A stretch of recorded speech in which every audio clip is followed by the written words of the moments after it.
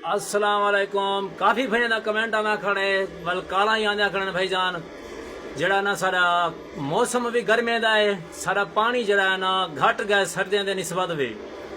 ठीक है, असल वजह यह बनती है कि अभी सर्दियों का वोल्ट होंगे ज्यादा, गर्मियों को वोल्ट गर्मी की वजह कने वोल्ट घट वेंदन, अंपायर वध वेंदन प्लेटां दे। ठीक है ना, जिंदी वजह कने PB4 की जी सेटिंग है ना ਉਹ ਸਰਦੀਆਂ ਦੇ ਹਿਸਾਬ ਨਾਲ ਬਣੀ ਖੜੀ ਹੁੰਦੀ ਹੈ। ਵੱਲ ਗਰਮੀ ਦੇ ਮੌਸਮ 10-5 ਪੁਆਇੰਟ ਘਟਾਉਣੀ ਪੈਂਦੀ ਹੈ ਤਾਂ ਹੀ ਵੱਲ ਸਾਰਾ ਪਾਣੀ ਠੀਕ ਕਰਾਉਂਦੇ। ਠੀਕ ਹੈ ਨਾ, ਹੁਣ ਕਾਫੀ ਪਈ ਵਾਦੇ ਬਣ ਕੇ ਵੀ ਜਿਹੜਾ ਸਾਡਾ ਸਰਦੀਆਂ ਦਾ ਪਾਣੀ ਆ ਹੁਣ ਗਰਮੀਆਂ ਦੀ ਨਿਸਬਤ ਵੀ ਉਤਨਾ ਪਾਣੀ ਕੋਈ ਨਹੀਂ।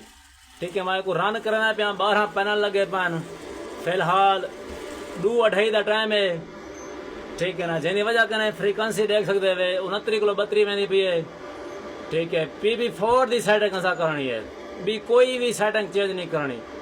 प्रोग्राम तो जोर रहना पिया P0 PB क्रॉप करना है। ठीक है, PB डेटा इंटर PB04।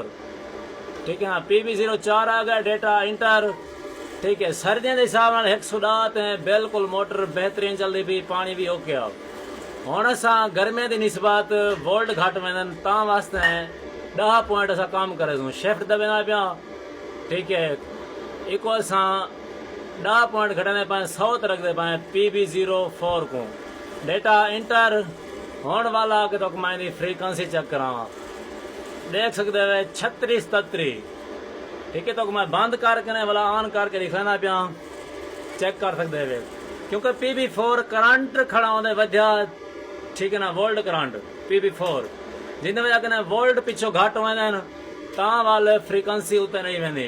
ये चेक कर सकते हो तुसां 10 पॉइंट जो असां कम कीते ना उहा फ्रीक्वेंसी 69-32 वाली 36-33 है। ठीक है ना, ये गई खड़ी है, ओके थी गया। गर्मियों का मौसम PB4 10 पॉइंट कम रखना है, सर्दियों का मौसम 10 पॉइंट वध रखना है।